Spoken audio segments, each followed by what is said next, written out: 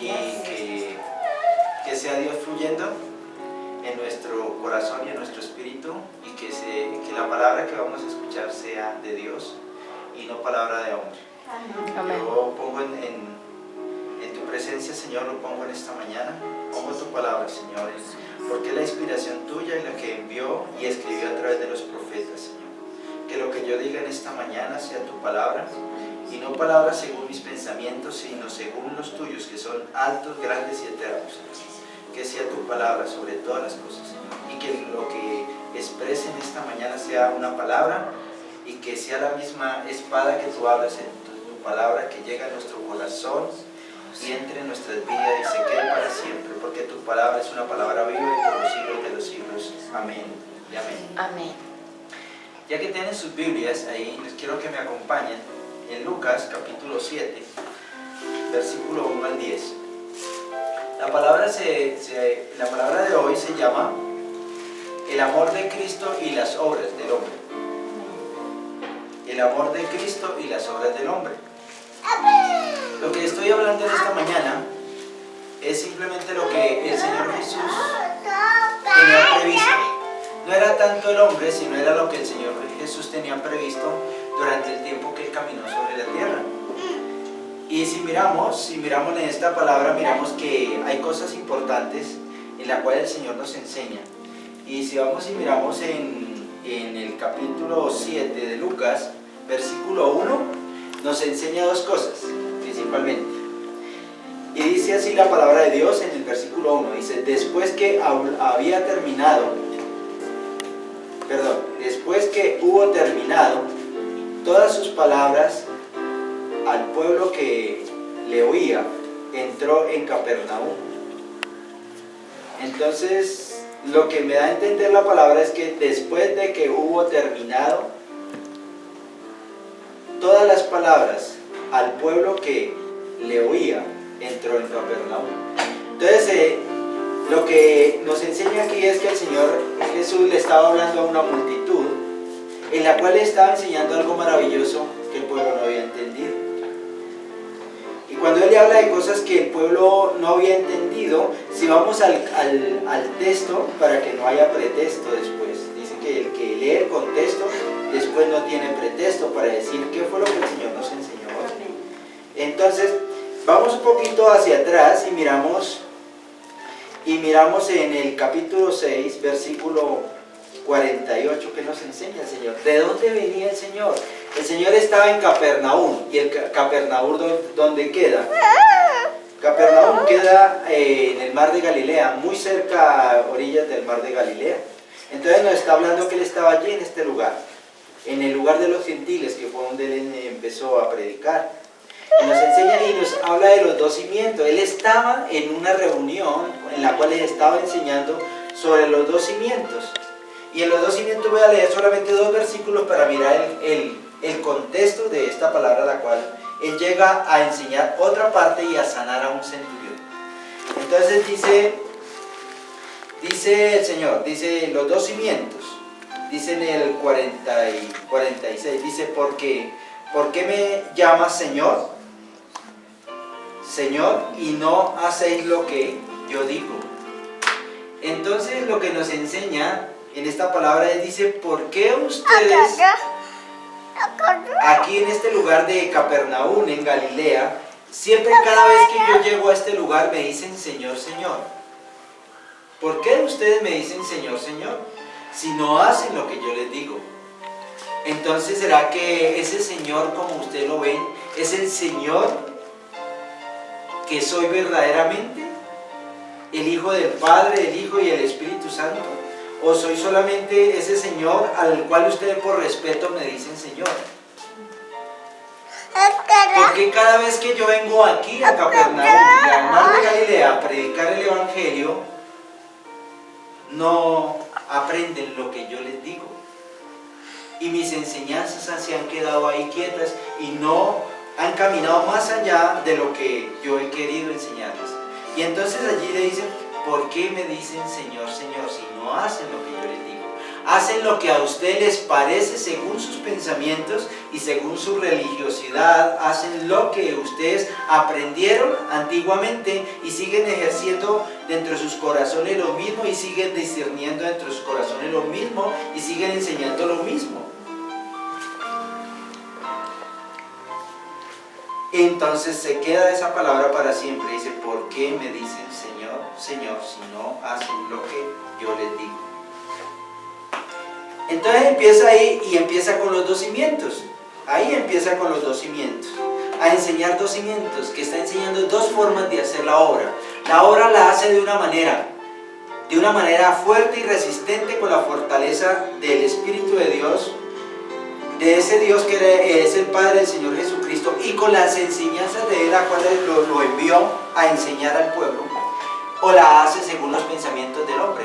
O sea, la obra la hace en la naturaleza del hombre, o lo hace en la naturaleza y con la espiritualidad y el conocimiento de Dios mismo.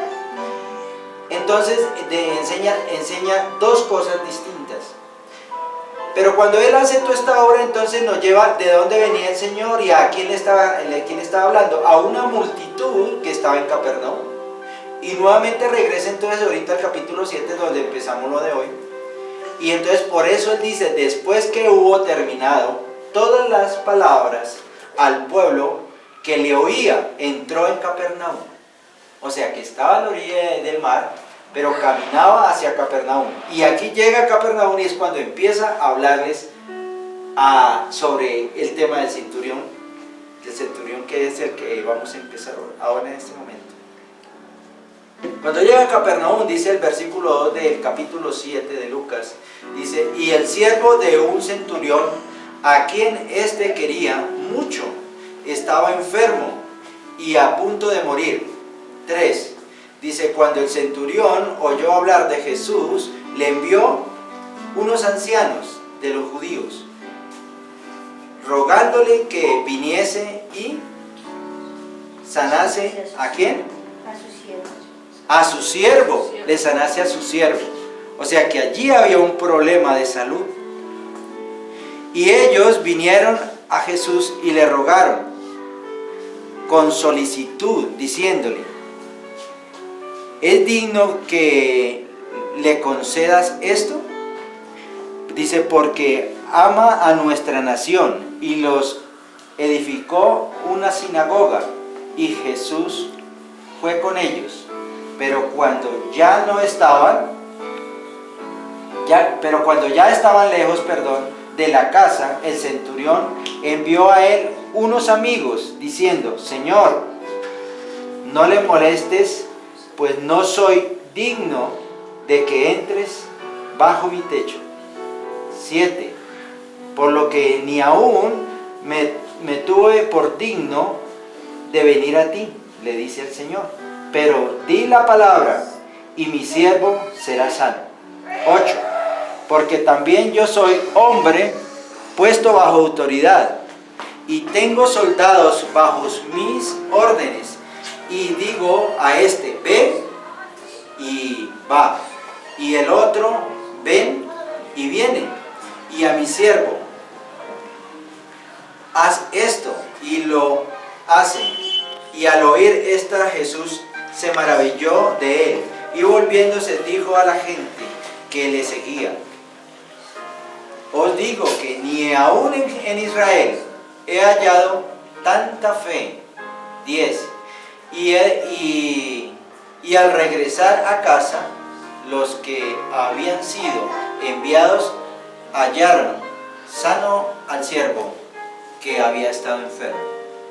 Entonces, en primer lugar nos enseña 2 cosas. Para empezar, en primer lugar, ¿por qué el centurión en el primer momento no buscó directamente a Jesús? ¿Por qué utilizó a unos ancianos judíos que estaban cerca de él? Y después que busca a los ancianos, busca a 2 amigos. Pero él no le llega a Jesús.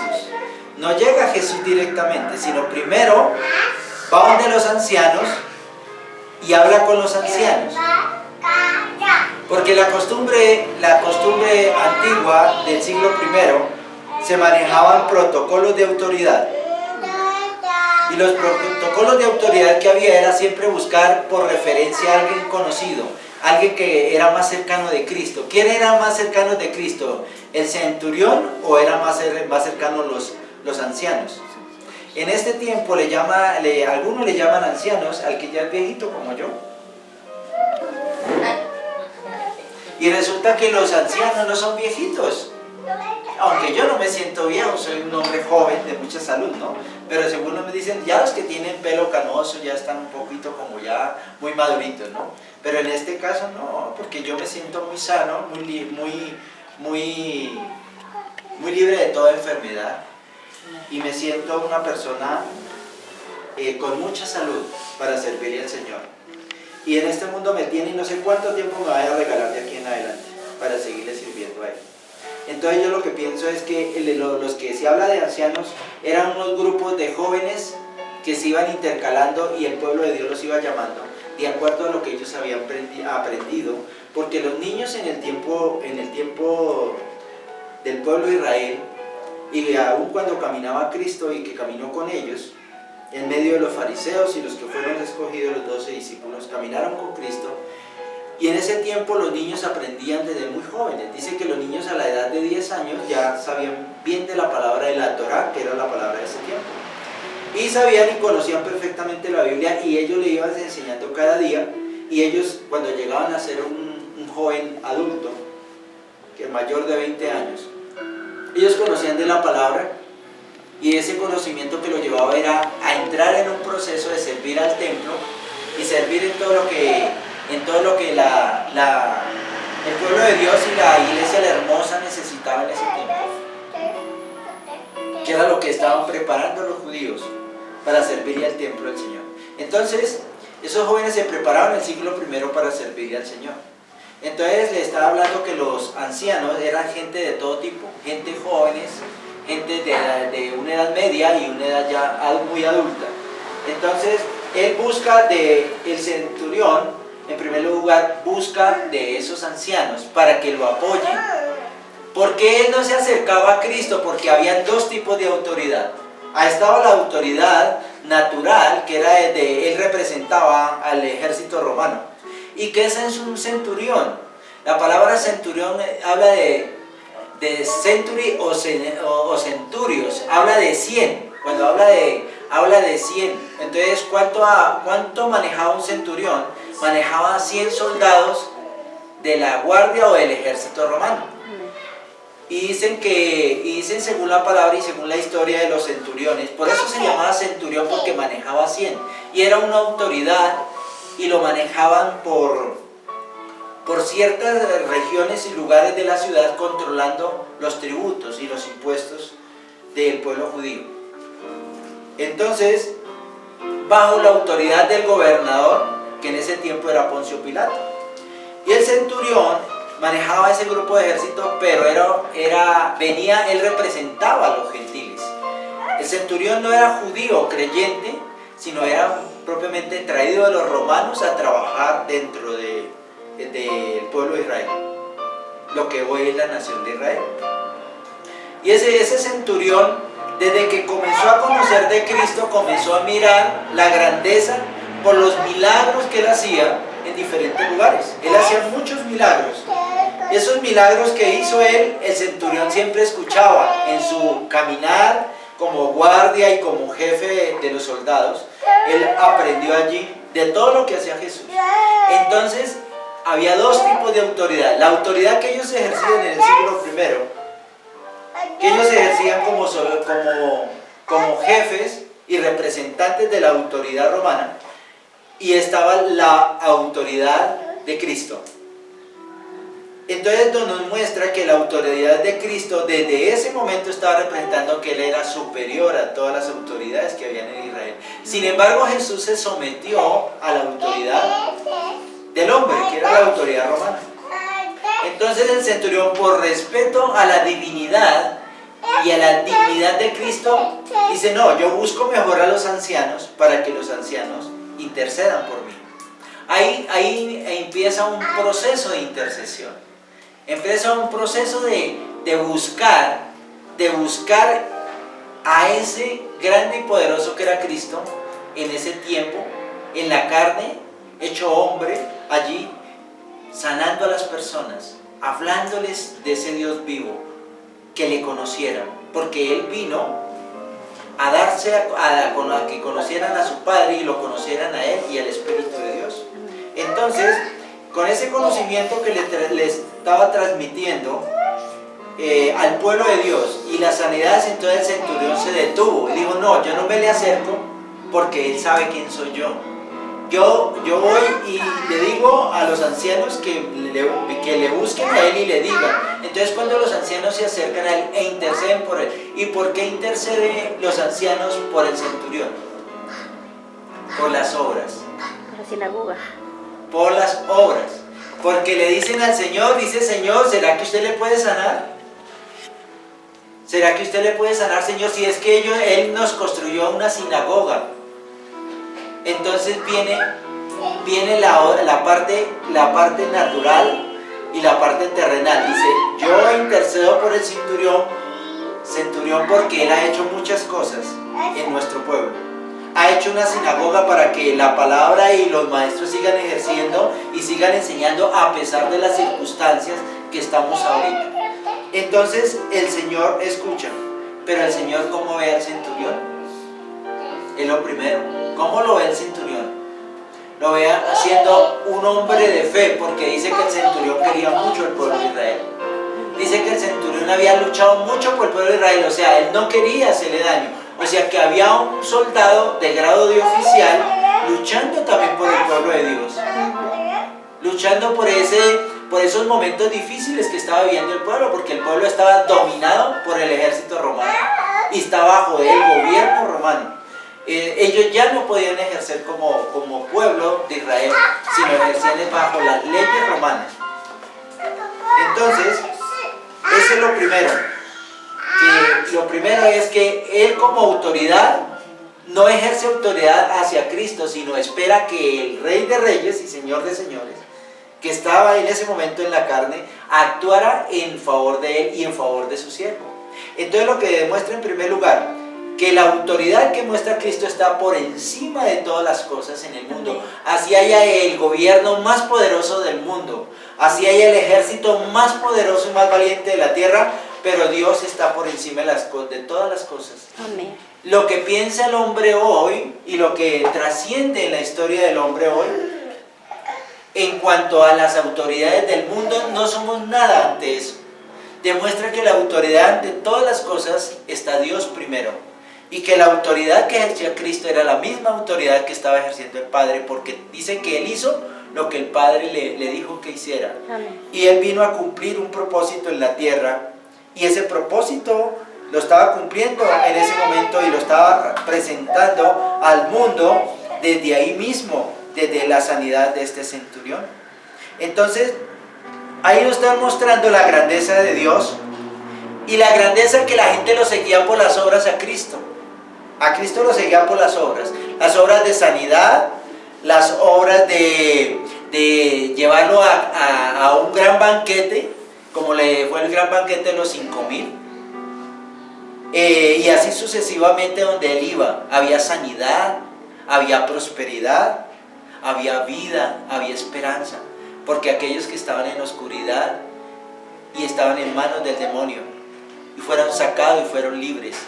Muchos fueron libres, porque el Señor los hizo libres.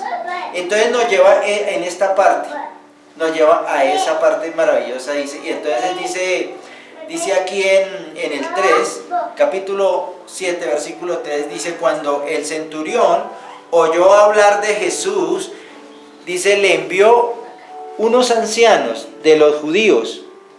Dice que los envía allí para que le rogaran a Jesús que viniese y le sanase a su siervo. O sea, demuestra el amor del centurión hacia su propio ejército. Le muestra el amor del centurión hacia el pueblo de Israel. Y entonces el Señor reconoce también, como el centurión reconoce la autoridad de Cristo, el centurión también reconoce que Él es superior a todas las cosas y en primer lugar, a través del respeto, utiliza a los intercesores, que eran los ancianos. Y segundo, los ancianos los llevan a las obras del centurión para que se cumpla un propósito. Entonces, el Señor Jesucristo ve la fe del centurión. ¿Y qué es lo que le dice el Señor Jesucristo al centurión? ¿Qué es lo que le dice? Dice, y ellos vinieron a Jesús y le rogaron. Dice, con solicitud, o sea, con urgencia, con necesidad del centurión, diciéndole, es digno que le concedas esto. Dice, porque ama a nuestra nación y nos edificó una sinagoga. Le reconocen primero el trabajo al centurión, pero el Señor Jesús no habla nada de eso. No habla ni de que le construyó, sino sí reconoce el amor y la fe del centurión. No lo reconoce por las obras, lo reconoce por el sentir del centurión y la fe que había en él. Entonces miramos que en ese tiempo se manejaba mucho por obras. Y hoy en día, ¿cómo se manejan las cosas en este tiempo? ¿Se manejan lo mismo? Es mi pregunta. Hay veces que en las iglesias se manejan muchas veces por el que más diezma o el que más ofrenda. Muchas veces miran al empresario, lo miran porque es el que aporta más capital o más ofrendas a la iglesia. Y entonces el pequeñito que viene y que anda por las calles y debajo de los puentes duerme, no hay amor hacia ellos. Y yo pregunto, el Señor Jesús, ¿por qué se va a predicar a Capernaum? ¿Por qué Él se va a predicar a Capernaum? A la ciudad de los gentiles. ¿Por qué lo hace? Porque era la ciudad y el lugar donde había más necesidades. Entonces el Señor Jesús dice que Él no, le dijo en un tiempo cuando lo invitaron a una cena, y en esa cena los que participaron, los invitados a esa cena, habían pecadores, habían adúlteros, habían de todos los lugares de la ciudad de Israel, y entre eso habían malos, y habían inicuos, habían gentiles. Entonces llegan los fariseos y lo encuentran comiendo en la misma mesa con todos ellos y le dicen, bueno, ¿y hoy qué hace su maestro? Comiendo con esa gente, contaminándose, hace parte, y ese es su maestro. Y entonces el Señor Jesús, ¿qué le contesta?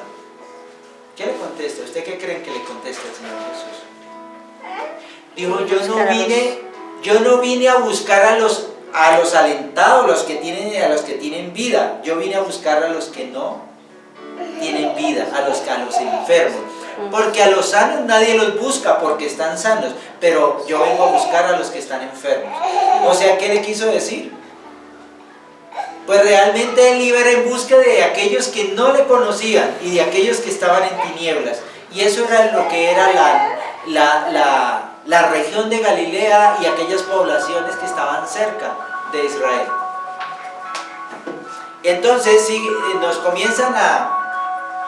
comienzan los judíos a censurar a Jesús, comienza a decirle cosas a Jesús, y ellos no habían entendido el propósito de Dios, porque realmente el Señor Jesús vino al mundo, dice que vino a buscar a aquellos que estaban en tinieblas, a darle libertad a los cautivos, a darle vida a los enfermos y a sanar a todos de todo tipo de enfermedades, y a darles vida y esperanza, y a restaurar las vidas de aquellos que no la tenían.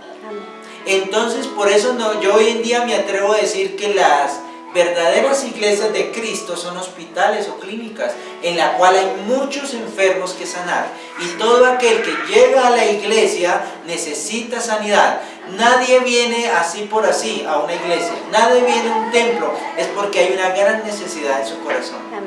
Bien de escuchar la palabra de Dios, o bien porque quieren que ore por esa persona, o bien que intercedan por ellos, o bien que tiene un familiar detrás de esa persona que vino a la iglesia, tiene una persona enferma, o hay hay un malestar en el hogar, o hay un conflicto familiar, hay un conflicto en el trabajo, hay un conflicto en su casa porque tiene un hijo o un esposo con drogadicción, o hay un problema de adulterio, hay un problema de prostitución, hay muchas cosas que están ocurriendo por fuera de la iglesia y aún dentro de la iglesia.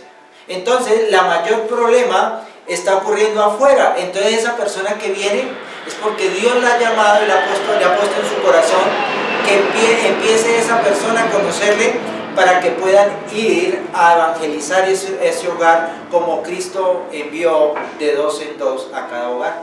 Entonces, lo que nos lleva es que ahí había un enfermo que se llamaba un siervo, que era un soldado del centurión. Y ese soldado de pronto no creía en Cristo, pero el Señor, por el amor a él mismo y el amor y la fe que veía en el centurión, le sanó. ¿Cuántos de aquí en este tiempo el Señor quiere sanar? ¿Cuántos aquí en este tiempo el Señor quiere restaurar? ¿Cuántos miran solamente las obras de los hombres? En el caso del centurión, miran solamente las obras de los hombres para poder actuar, pero el Señor nunca le dijo, y sí, ancianos, o le dijo, sí, él fue el que hizo la sinagoga. Dijo, pues entonces vayámonos a cenar porque ya hay un interés de por medio. No, el Señor no les contestó nada. Ahí no dice en la palabra que les contestó nada, simplemente escuchó lo que les dijo los ancianos. Dijo, Él ama al pueblo de Dios, Él ama al pueblo de Dios. Segundo, Él nos construyó una sinagoga que nos hacía falta para enseñar. Pero el Señor no dijo nada, Dios solamente vio la fe en Él, vio la fe que había en el centurión. Dice que ninguno, ni siquiera como el pueblo de Israel, se podía contar en esa fe como la fe que tuvo el centurión. Y fue sano, su siervo. Y el Señor demuestra eso para que nos sirva a nosotros como una enseñanza. Esa es una enseñanza fiel de Él, para que nosotros reconozcamos que no siempre todo es por las obras, pero sí necesitamos trabajar por la obra del Señor. Sí necesitamos trabajar por la obra del Señor. Él ahí le estaba mostrando unas obras físicas, y sí son necesarias, porque el Señor Jesús predicó en muchas sinagogas, enseñó en muchas sinagogas, como también en muchos momentos no necesitó de sinagogas. Predicó en un parque, predicó en un camino, levantó a un enfermo de la enfermedad que estaba rendido en una cama, y hizo muchas cosas en el camino. Entonces nos enseña eso en primer lugar. Pero miremos, cuando hablamos de obras, miremos otros versículos. Miremos a Santiago, que me acompañen en sus Biblias. En Santiago, capítulo 2, versículo 20. A ver, ¿qué nos enseña en Santiago 2, capítulo 20? ¿Qué nos enseña el Señor? Entonces, habla que ahí los ancianos le estaban poniendo de por medio las obras. Ellos estaban intercediendo por el centurión para que Cristo fuera a la casa y lo sanara. Hay algo muy importante antes de mirar Santiago 2, capítulo 2, versículo 20, es de que por qué le dice el centurión al Señor que no entrara, que él no era digno para que el Señor Jesús entrara en su casa. ¿Por qué él no es digno? ¿Por qué el centurión no es digno de recibir a Cristo en su casa? Porque en el tiempo romano ninguno era digno de recibir a Cristo en su casa. No era digno. ¿Por qué no eran dignos? Porque ellos reconocían que lo que hacían, las obras que hacían ellos, eran malas. ¿Cuál era la diferencia entre ese digno del pueblo romano de ese tiempo al digno de hoy? ¿El digno de hoy entra a su casa? ¿En dónde está el Señor Jesús? ¿En dónde está el Espíritu de Dios? ¿Qué somos nosotros hoy para Cristo? El templo, somos para el templo del Espíritu Santo. Entonces, ¿será que sí podemos entrar a las casas? Mire que habían ataduras y habían barreras y obstáculos que según la cultura de ese tiempo habrían barreras. El Señor Jesús sí podía entrar porque Él estaba buscando a aquellos que no le conocían, aquellos que estaban endemoniados. Entonces, ¿cómo pudo el Señor Jesús, cómo pudo liberar a un endemoniado? ¿Y cómo pudo acercársele? ¿Ese endemoniado era digno? No, no era digno. Entonces él estaba buscando también a aquellos que no eran dignos. Pero el Señor Jesús también, por respeto al oficial, no fue a la casa. Dios nomás por la fe que vio en él, le sanó y le dijo a los amigos que le enviaron, nuevamente por razón, que él no era digno de recibirlo en la casa, al Señor Jesús. Entonces el Señor Jesús le da la palabra de sanidad a él desde distancia. Le dice, ve y va a donde está el enfermo, que ya cuando llegue él ya es sano. Y ellos se van y cuando regresan al lugar ya él es sano. Entonces, mira que el Señor Jesús sana a distancia. ¿Lo sabían eso? ¿Saben que si tú oras con fe aquí en este lugar donde estamos, ora con fe, cualquier persona que está enfermo en una casa, no importa, si está en el otro extremo del mundo, la persona recibe esa sanidad y puede ser sana y es levantada del lecho donde está, o cualquier problema que tenga esa persona es levantada en el nombre de Jesús. Amén. Es una persona sana, porque la fe de la persona que ora y se inclina y clama al Señor por ese otro enfermo, es levantado. Y es levantado al 100% y es prácticamente resucitado para aquellos que no han creído en Cristo. Porque hay muchos que han sido sanos y no han sido cristianos. ¿Y qué pasó con muchas veces con aquel que estaba en una... Dice que era paralítico y que estaba en un lugar cerca al templo de la Hermosa. Y llega Juan y Pedro y le pone la mano el Señor que está inválido, le pone la mano que le dé a Pedro y a Juan. Y lo mira a los ojos Juan y Pedro y le dicen, mira, yo no te doy ni oro ni qué, ni oro ni plata, pero de lo que tengo te doy.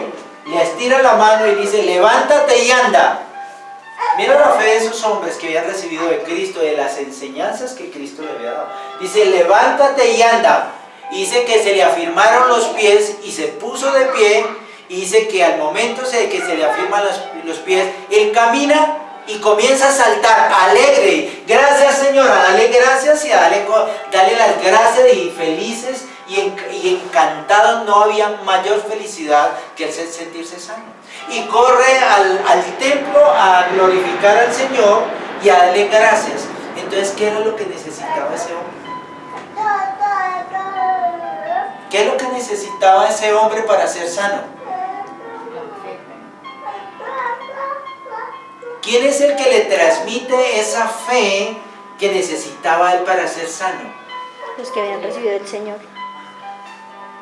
Era exactamente porque el Señor ya él sabía que Jesucristo había andado y había pasado por ahí. ¿Y por qué no había sido sano? Porque no había creído en él. No había creído en él. Y cuando cree en él, y a través de ellos, que él los conocía, que ellos habían andado con Jesús y que habían caminado mucho tiempo porque eran sus discípulos, Juan y Pedro eran sus discípulos, y pasan y van a la sinagoga a la hora dice que a la hora de la oración, y llegan allí porque iban a predicar, y ellos habían orado y se habían preparado para eso. Por eso les digo, hermanos, prepárense para ese momento especial. Si va a orar por alguien, si va a interceder por alguien de alguna manera, preparémonos en eso, porque a todos nos compete, a los pastores, a los creyentes, a los discípulos, al equipo pastoral, a todos los de la iglesia en conjunto, porque tú como hermano o hermana puede predicarle a una persona, porque predicar es expresar la palabra de Dios. Abrir la Biblia y a leerle un versículo a un hermano que está en dificultad, que está en necesidad, que está en un momento de angustia, está en un momento de dolor, está en un momento de circunstancias difíciles, y tú te puedes acercar a él y decir, hermano, tengo una palabra para usted. El Señor dice esto y esto y esto, que Él te va a sanar, que Él te va a restaurar, que Él va a levantarse, que usted se va a levantar de ese lugar donde está, de tristeza, de esa silla donde no ha estado siempre solo, de esa cama donde estaba enfermo, de ese momento de dificultad que está viviendo, en esa soledad en la cual está viviendo, de esos momentos en los cuales no ha pensado en nada, pero en nada y no sabe qué hacer. Porque está encerrado como en una cárcel en 4 paredes y no encuentra una salida. Pero el Señor le dice que ahí estás tú para que vayas y le enseñes. No siempre es el pastor. Porque el Señor lo que ya ha enseñado a cada uno de nosotros es esa palabra viva de esperanza y esa palabra de fe y esa fe que nosotros nos hemos alimentado como fuente de vida para poderla reproducir a otros. Y es enseñar esa grandeza de Dios en nuestras vidas y a través de tu fe cualquier persona puede ser sana.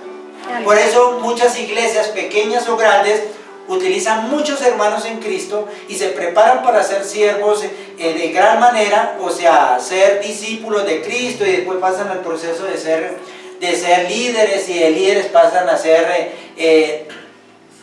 pastores o a hacer diferentes tipos de servicios de acuerdo a los dones que le ha dado el Señor. Y entonces allí aprenden a hacer muchas cosas maravillosas y entonces esa persona siempre está lista a servir. Porque ir a orar, ir a darle una palabra a una persona, a las casas o a los lugares donde está esa persona, sea el trabajo o cualquier otro lugar, aún a las personas en las calles. Entonces Dios lo ha empoderado, porque dice que eso fue lo que hizo con los discípulos. En ponerles manos y empoderarlos en el nombre de Jesús y empoderarlos para sacar demonios, para darle libertad a aquellos que están cautivos en espíritus inmundos y para darle vida y esperanza a aquellos que están en un proceso de muerte. ¿Por qué están en un proceso de muerte o en sombra de muerte? Porque los espíritus del demonio y de Satanás los tiene abatidos y los tiene así en esas condiciones de terminación aún de sus propias vidas por circunstancias de la vida o porque no han creído o porque nadie les ha llevado una palabra. Y llega un hermano y les lleva una palabra y les da vida. Y eso fue lo que hizo. Eso es lo que hizo el centurión. Dice, yo creo en él, pero yo lo respeto. Pero yo les pido a ustedes como ancianos que hagan algo por mí. Yo tengo un problema ahorita. Tengo un siervo en una cama, recluido en una cama, que realmente no se levanta y está a punto de morir. Entonces, mira las cosas grandes que hace el Señor. Y aquí nos tiene, es para hacer la obra de Él. Cada uno podemos hacer esas cosas maravillosas que el Señor tiene previsto. Y los dones que nosotros tenemos, a veces no hemos descubierto ni siquiera los dones espirituales que el Señor tiene previsto. Ese talento innato que le ha dado desde nuestro propio nacimiento y aún los talentos y dones que tiene el Señor previstos para desarrollar en nuestras vidas. Entonces, ahora sí vamos a mirar Santiago 2, capítulo 20. ¿Qué dice en el capítulo 20? Si alguien me puede acompañar, de ustedes que están acá. Dice hay unas cosas maravillosas que dice el Señor en este capítulo. Santiago, capítulo 2, versículo 20. ¿Ya lo tienen ahí? ¿Sí? Amén. Bueno, entonces, ¿qué dice Santiago, capítulo 20? ¿Y qué nos enseña? Dice en el capítulo 20, dice, más ¿quieres? ¿Qué es lo que dice? Más quieres saber, hombre vano, que la fe sin obras es muerta. Si ve que las obras, ¿qué? Sin fe. Sin fe es muerta. Entonces, ¿cómo debe ir las obras? Con fe. Con fe. No ores, hermano, cuando vayas a ir a la casa, no ores de una manera vana. Prepárate con fe, que el resultado se va a ver en la fe que tú tengas. Si tú vas a orar por un hermano, como pasó el del centurión, que eso lo demostró, es una enseñanza del Señor Jesús cómo se hace. Entonces, si va a ir, primero prepárate para ir a orar por alguien. Porque la fe es el que lo va a sanar. Es la fe que tú tienes, que el Señor, que es la fuente de la fe, la fuente de la vida, es el que le va a dar la fe para que esté con esa fe en nosotros y nosotros la podamos reproducir en otra en esa persona, o también en otra persona a la cual estamos dando palabra. Y o la podemos llevar para sanar a una persona, como en el caso del siervo del centurión. Entonces, la obra sin fe es ¿qué? Muerta. Entonces, si vamos a hacer una obra y dicen, vamos a ir a ver qué pasa con el hermano y a ver si se sana, o a ver si se levanta de esa cama, o a ver qué vamos a hacer, y no llevamos fe. Entonces, si no llevamos fe y no sabemos que ese Dios que creó todo el universo, a la cual seguimos y a la cual amamos, a la cual respetamos, no tenemos fe, que Él es la fuente de la fe, y esa fuente, esa fe que nos ilumina y nos llena nuestro corazón, nos llena nuestro espíritu y nos empodera para ir a sanar a alguien o a irle a dar una palabra de fe, resulta que no funciona. O sea, toda obra, sí, la obra natural del hombre puede ir a hacer, puede llegar y pintar la iglesia, hacer 50.000 cosas, barrer bien la iglesia, hacer 50.000 cosas, pero lo puede hacer sin fe. Sin fe. Solamente está haciendo obras, obras y obras, limpiando la iglesia, haciendo estas cosas, decorando la iglesia, haciendo 50.000 cosas, pero solamente se dedica a hacer y hacer, pero no hay fe. No hay fe. Entonces, ¿qué es lo que tiene que haber primero? Fe. Fe. Hermanos, si usted hace obras así muy hermosas y el pastor o la pastora y la profeta le va a decir a mi hermano, eso es maravilloso, Dios te bendiga y te guarde por todo lo que tú haces. Pero mi hermana, ¿cómo tú andas? Sin fe. Sí, Dios la puso a trabajar allí, los puso a trabajar allí, pero necesitamos tener fe. Entonces hemos entendido que las obras sin fe es ¿qué? Muerta. Muerta. No sirve para nada. Entonces, ¿qué tenemos que hacer? Unir las dos cosas, la fe con las obras, para que sea un resultado como Dios quiere y como el Señor Jesucristo lo enseñó.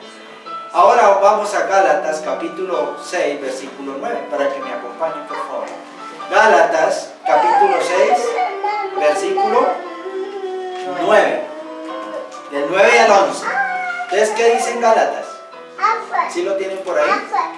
Versículo 6, 9. Si alguien me lo puede ya tener como... ¿Sí? Amén. Entonces, ¿qué dice el 6, 9? Como desconocidos, pero bien conocidos, como moribundos, mas he aquí vivimos, como castigados, mas no muertos. Castigados pero no muertos, dice, ¿cierto? Entonces, ¿qué es lo que dice? Dice, como no nos, ¿qué? Como no nos cansemos, dice aquí, ¿sí? Como desconocidos, pero bien conocidos. Pero bien conocidos, ¿cierto? Sí, somos desconocidos, pero somos bien conocidos. Desconocidos para algunos, ¿no? Pero para Dios, Sí, pero ok. para Dios. Entonces, ¿para quién somos conocidos? Para Dios. Para Dios. Para Dios. Y Él conoce nuestro corazón, Él conoce nuestro caminar, Él conoce nuestros pensamientos, Él conoce todo lo que nosotros hacemos en la obra de Cristo. Él sabe si nosotros estamos afligidos, si nosotros amanecimos tristes, si nosotros necesitamos fortaleza, si nosotros necesitamos que Él nos llene de su espíritu, que nos dé la fortaleza y la energía que necesitamos. Entonces, para hacer las obras que necesitamos, como Él es el que nos conoce, aunque la otra parte del mundo que está fuera de nuestro alrededor no nos conoce, entonces necesitamos fortalecernos para llevar palabra a esos desconocidos que no nos conocen, que de pronto para nosotros también son desconocidos. Entonces, si son desconocidos los otros, dirá, uy, pero hermano, ¿cómo yo hablo si yo en esa casa jamás no he llegado nunca a esa casa? Yo no conozco a la persona, sé que se llama Alberto, pero Alberto yo ni sé, yo nunca lo he visto, y le dice, el pastor dice, vaya donde Alberto y le predica, hermano. Vaya donde Juan y le da una palabra. Va donde Teresa y ella está enferma. Entonces lo pone a hacer una rutina de un trabajo, de un proceso, y entonces le siente temor. Le siente temor. Y dice que la fe vence todo temor. Dice que la fe, el creer en Cristo, vence todo temor. Entonces lo que necesitamos es fortalecernos en el Espíritu y irnos a hacer la palabra, a llevar ese mensaje, o a restaurar, o a sanar, y a sacar demonios, lo que Dios nos ponga en el camino a hacer. Entonces la invitación de hoy es que no podemos estar afligidos, porque el Señor nos da la fortaleza, el Señor nos da las fuerzas. Dice que le da la fuerza a aquel débil y alcanzado, que dice que lo prospera y lo levanta aún en las circunstancias más difíciles que se encuentren. Entonces el Señor va a dar toda fuerza y energía para superar las barreras, porque nosotros como cristianos también nos afligimos, también sentimos dolor, también sentimos tristeza en momentos por los hijos, por la familia, nosotros mismos nos sentimos enfermos, nos sentimos débiles, nos sentimos en diferentes circunstancias. Entonces, ¿qué hace el Señor? Nos fortalece, pero tenemos que orar y tener fe. Y si nosotros nos llenamos de fe, ¿cómo vamos a estar listos para dar fruto? Y entonces nos llama a que demos fruto en la fe, que creyendo en Él todo es posible. Eso es lo que nos enseña allí. Ahora, miremos en Mateo capítulo 16, versículo 26.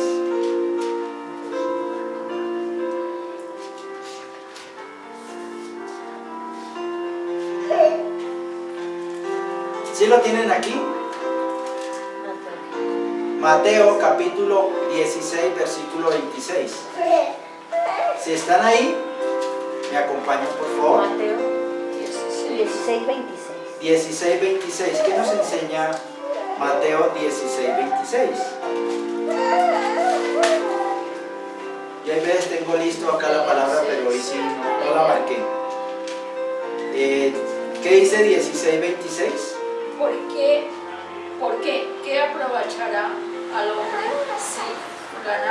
si ganare todo el mundo y perdiere su alma? ¿O qué recompensa dará el hombre por su alma? Exacto, dice que, exacto, porque ¿qué es lo que dice? Dice, ¿por qué? Aprovechará el hombre. ¿Por qué aprovechará el hombre a qué? ¿Por qué? ¿Qué aprovechará al hombre si ganare todo el mundo y perdiere su alma? Sí. ¿Qué aprovecha el hombre? Si gana Sí. todo el mundo. Si ganare todo lo del mundo, pero Sí. pierde su alma, ¿qué está haciendo el hombre? Nada. Pierde Nada, está perdiendo el Está tiempo. perdiendo todo. Está perdiendo totalmente el tiempo, porque el hombre que saca con aprovechar tener las riquezas del mundo, si está perdiendo su alma, si está perdiendo su vida, porque realmente el que pierde el alma pierde la vida, porque realmente nosotros a este mundo hemos venido como aves pasajeras, como aves que pasan por acá y que de pronto nunca vuelven, como muchas aves que se desplazan buscando de tierra muy fría, van a tierras calientes y se desplazan por diferentes lugares. Pero esas aves que recorrieron, de pronto algunas recorren hasta medio mundo y de pronto esas no tienen la esperanza de volver a regresar donde empezaron a volar. Porque de pronto llega un depredador y en el camino las cogieron y hasta ahí llegó. Entonces tienen la oportunidad de desplazarse por el mundo y disfrutar del mundo, pero no llegaron, se quedaron en el camino. Y así pasa con los seres humanos. A veces caminan, hacen mucho, pero ha perdido su alma, porque esa persona nunca creyó en Cristo, nunca tomó una decisión de creerle, nunca tomó una decisión de caminar con Él. Entonces lo abandonó todo por las riquezas en el mundo. Sí, la riqueza no dice que sean malas, las riquezas nunca son malas. Dice que el Señor bendice a sus hijos para que estén llenos de riquezas en el mundo. Aparte de la que mayor riqueza, que Dios habla de la riqueza espiritual y la riqueza de aprender y en las enseñanzas de la palabra de Dios. Es la mayor riqueza. Pero también hay unas riquezas físicas, como tener propiedades, tener carros, cosas, bienes, inmuebles y cosas en el mundo, y ser propietario de muchas cosas, y el Señor las aprueba, siempre y cuando tenga una buena mentalidad, tenga un buen propósito y unos planes de acuerdo a lo que enseña la palabra de Dios.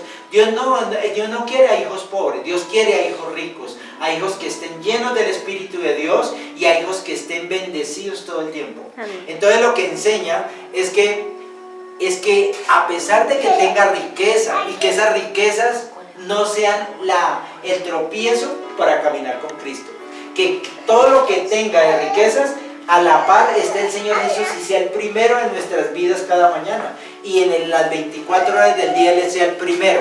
Mejor dicho, Él es el administrador de nuestros negocios. Él es el administrador de la iglesia. Él es el administrador de las empresas.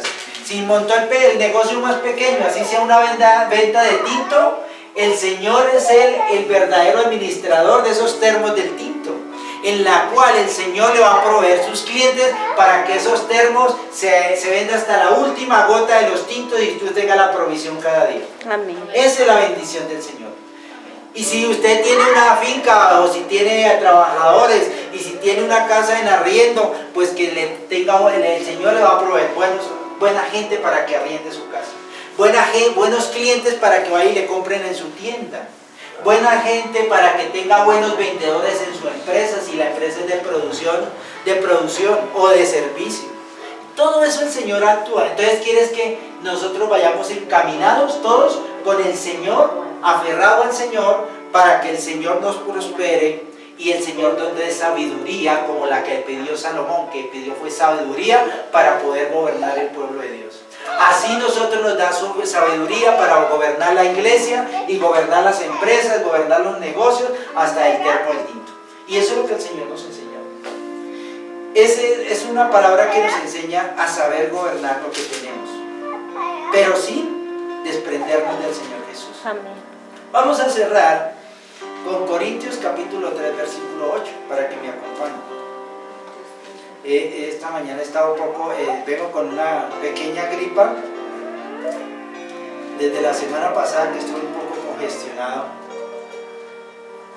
Y me ha estado molestando estos días, pero sé que eso es pasajero. Amén. Amén. Entonces estaba un poquito molesto de la garganta. En capítulo 3, 1 Corintios capítulo 3, versículo 8. ¿Qué nos enseña? Y dice aquí, y el que planta y el que ciega son una misma cosa. Dice, aunque cada uno recibirá su recompensa conforme a su labor. Conforme a su labor. Entonces, ¿qué es una misma cosa? El que ciega, el que siembra y el que cosecha.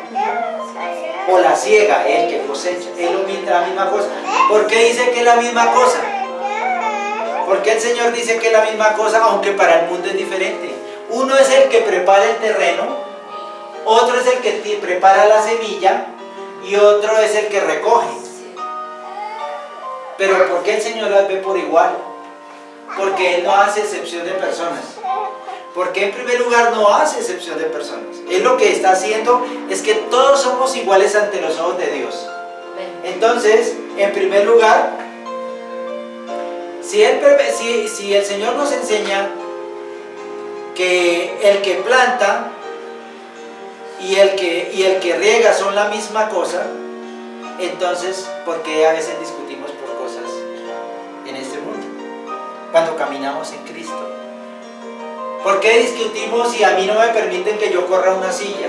Y dicen, no, es que esa silla amarilla el que la corro soy yo. Y no hay otro que la corra distinto a mí. ¿Y por qué nos dividimos en la iglesia? Si usted sembró, pues otro viene y recoge. Y es la misma cosa. Porque el Señor hace eso provechoso para todos. Porque el que recoge, igual que el que recoge, es igual que el que planta. ¿Por qué? Porque las bendiciones siempre a todos les van a llegar por igual. Si el Señor tiene un propósito de bendecirte, así solamente por correr la silla te va a bendecir. Porque cuando llega a la iglesia lo hace con amor, lo hace con disposición, lo hace con entrega, teniendo fe, creyendo en Él, que Él está haciendo una obra maravillosa para Cristo, así corra simplemente una silla. Amén. Porque todo el cuerpo de Cristo hace una misma obra en el mismo sentido. En el mismo sentido, todo lo que se hace en la obra de la iglesia es servir. El que viene a correr la silla viene a servir. El que se para como diácono o recepcionista, o ¿cómo le llaman acá? Servidor. El que se para en la puerta, decirle bienvenido, siga hermano, un abrazo y lo saluda y le da un abrazo fuerte y le dice hermano, bienvenido hermano a la iglesia, a esta iglesia de Dios grande, poderosa, a nueva vida en Jesucristo. Entonces le está diciendo bienvenido, hermano, y le está dando un abrazo despojado del mundo, un hombre o una mujer dispuesta con amor. Entonces cuando él lo está haciendo una mujer dispuesta con amor, le está transmitiendo el conocimiento de Dios a través de ese abrazo, a través de ese amor, a través de esa entrega a lo que está haciendo y está sirviendo. El otro que toca la música, el evangelista, es otro tipo de servicio, pero también lo está haciendo en la misma dirección y hacia el mismo objetivo. El otro que inscribe a los nuevos y los lleva a darle la oración de fe, que es consolidación, y los lleva y los prepara en esa misma dirección porque está haciendo la misma obra, porque le está sirviendo al mismo Señor. Y entonces todos son la misma cosa, porque todos están trabajando hacia el mismo objetivo, cumpliendo una función dentro del cuerpo de Cristo para trabajar por la obra más maravillosa que es la obra de Él. Entonces, a todos los invito a que no hayan diferencias entre el uno ni el otro. Que esas diferencias no las haya, porque hay diferencias entre los hermanos por esas cosas. Porque dice, no, yo soy el que hago, yo soy el que voy allá y yo soy el que vengo acá. Y yo soy el que sirvo y yo soy el que hago esto y esto, pero el otro hermano no hace. Hermano, si el otro hermano no hace, entonces dígale, hermano, camine, yo le enseño, joven. ¿Quiere ir a aprender conmigo qué es lo que yo hago? Entonces dígale, hermanito, dale un abrazo. Primero deme un abrazo, mi hermano. Deme un abrazo primero. Y le das un abrazo y lo invita y dice, camine para que se recree de lo que yo hago. Y mire que esa persona se enamora de las cosas de Cristo. Pero si yo después lo hago, le digo, no, es que debe hacer, y comienzo a darle órdenes, pues muchas veces la persona no quiere cumplir órdenes dentro de la iglesia, dentro del cuerpo de Cristo. Entonces lo que quiere es que lo fortalezca primero en espíritu, con el amor que tenemos cada uno de nosotros, decirle a uno que está afligido, o a alguno que no quiere hacer, es invitarlo, abrazarlo y decirle, mire mi hermano, camine, me acompaña. Y muchas personas dicen, en ese acompañamiento que le hacen, esa persona que lo invitó a que lo acompañara, resulta que le va a decirle, oye, verdad, yo no sabía que tú haces estas cosas tan maravillosas. Yo no sé, por lo menos a mi esposa en la iglesia la tienen como la señora de que le gusta decorar y le gusta decorar, y ninguno la invita, pero muchas veces ella le invitó a muchos y no quieren hacer eso. Entonces resulta que esas cosas que algunos tienen unos dones y unos oficios que Dios le ha puesto a hacer que son maravillosos, que no todo el mundo sabía hacer. Esos son específicos. Pero mire que cuando uno invita a otros a hacer el trabajo, le gusta. Porque mire que muchas veces los hemos invitado nosotros a hacer, y principalmente ella, los invita a hacer cosas y se queda, ay sí, cómo hacen estos moños, cómo decoran aquí, cómo hacen lo otro. Y lo otro, para danzar, para la música, para muchas cosas, le llama la atención. Y algunas personas que usted jamás creía que le iba a gustar la música y se hacen al pie suyo y dicen, uy, pero tú tienes unos dedos maravillosos para tocar el teclado del piano, una sensibilidad tremenda. Yo quisiera hacer lo que tú haces, pero porque lo ha llevado y lo ha metido al lado del piano y le dice, qué chévere, qué rico que tú sabes tocar, pero qué rico si tú me enseñas. Entonces hay gente que comienza a enamorarse de lo que hace. Entonces hay que invitar a las personas que participen en lo que nosotros hacemos en la obra de Dios, porque estamos apuntando el mismo objetivo, y es igual el que siembra que el que recoge y que el que prepara la tierra, es igual. Entonces, pero el Señor va a dar dones espirituales a aquellos que quieren trabajar en la obra. Entonces la invitación es que invitemos muchos que quieran hacer muchas cosas por la obra del Señor. En esta mañana vamos a cerrar dándole gracias a Dios, porque Él es el que hace las cosas maravillosas en nuestras vidas. Nos invita a que hagamos cosas diferentes que no hacemos todos, pero que cuando entramos en un proceso a conocer al Señor, el Señor nos da los dones a nivel espiritual para que podamos hacer cosas maravillosas en nuestras vidas. Muchos servidores podemos tener para las iglesias, muchísimos servidores. Y esos servidores nos van a ayudar para muchísimas cosas, apuntando el mismo objetivo, que es la vida eterna. Nosotros hemos venido a este mundo a prepararnos para la vida eterna y haciendo cosas maravillosas que a Cristo le agradan. Entonces los invito para que ustedes participen en todas las obras de la iglesia. Participen, aquel que es maestro, se prepare para ser maestro. Aquel que es diácono, que se prepare para ser diácono. Aquel que quiere trabajar en la obra de los niños, que se prepare para los niños. Aquel que quiere ir a misiones especiales, a viajar por el mundo enseñando la palabra de Dios, que se prepare. Entonces, el Señor nos invita a que trabajemos en la misma obra, porque todos somos la misma cosa, trabajamos hacia el mismo punto y hacia el mismo objetivo. Señor, te damos gracias en esta mañana, porque eres tú el que nos enseña, Padre Dios del cielo. Eres tú el que nos lleva en tu espíritu y podemos navegar en tu palabra cada uno de acuerdo a lo que hemos aprendido hoy, Señor. Te damos gracias porque eres tú maravilloso, un Dios de amor, un Dios de eternidad y un Dios de gloria, Señor. Que todo lo que hayamos aprendido hoy de tu palabra sea para tu gloria, Señor, y sea para la grandeza tuya, Señor. Que se quede en nuestras vidas y en nuestro corazón.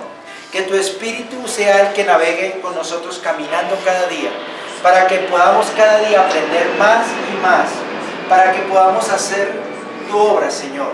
Porque tu obra es muy grande, la mies es mucha, y hay muchos que están en el camino esperando una palabra tuya, Señor. Hay muchos enfermos en el mundo esperando que se sanen a través de ti, Señor, y a través de un discípulo tuyo, Señor.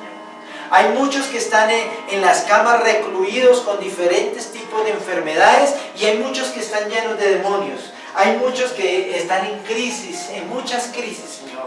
Crisis espirituales, crisis de matrimonios, crisis de parejas, crisis de familia, crisis en los hijos, esposas tristes. Hay muchas dificultades en este tiempo, pero eres tú mismo, Señor, enseñándonos a hacer tu obra, Señor, porque trabajo mucho en la obra tuya, Señor. Y te damos gracias, Señor, porque tú nos enseñas tu camino, Señor. Nos enseña el plan y tu propósito para que nosotros podamos caminar de una manera libre, porque tú nos hiciste libres, el Señor Jesús nos hizo libres, para caminar libres, sin ninguna atadura, Señor, ni del demonio, ni de hombres, ni de nada en este mundo, Señor. Y te damos gracias, Padre. Bendice las familias de la tierra, Señor. Bendice las naciones, Señor, a las cuales predicamos. Bendícelas, Padre. Te damos gracias en esta mañana porque en esta mañana hemos recibido palabras, Señor, desde el amanecer, Señor, hasta ahora, Señor. Te damos gracias en este tiempo por las cosas maravillosas que tú haces. Porque nos enseñas cada día a crecer.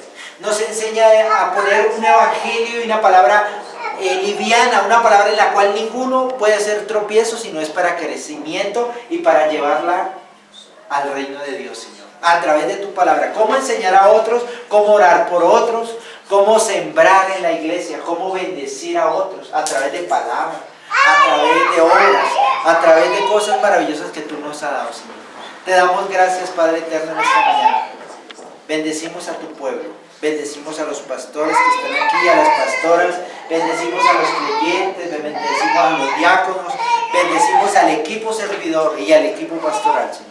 Te damos gracias a cada uno en esta iglesia maravillosa, Señor, que tú nos has puesto a caminar, porque todos caminamos haciendo cada uno la obra en el mismo proceso y en el mismo caminar de todos, y nos has puesto a caminar hacia el mismo objetivo, que eres tú, Cristo, el cuerpo de Cristo, que es la cabeza de la iglesia, Señor. Te damos gracias y te damos gracias al mundo, porque del mundo hemos salido y en el mundo hay mucha gente por venir a tus pies, Señor Jesús. Y te damos gracias en esta hora, en el nombre poderoso de Jesús. Amén y amén.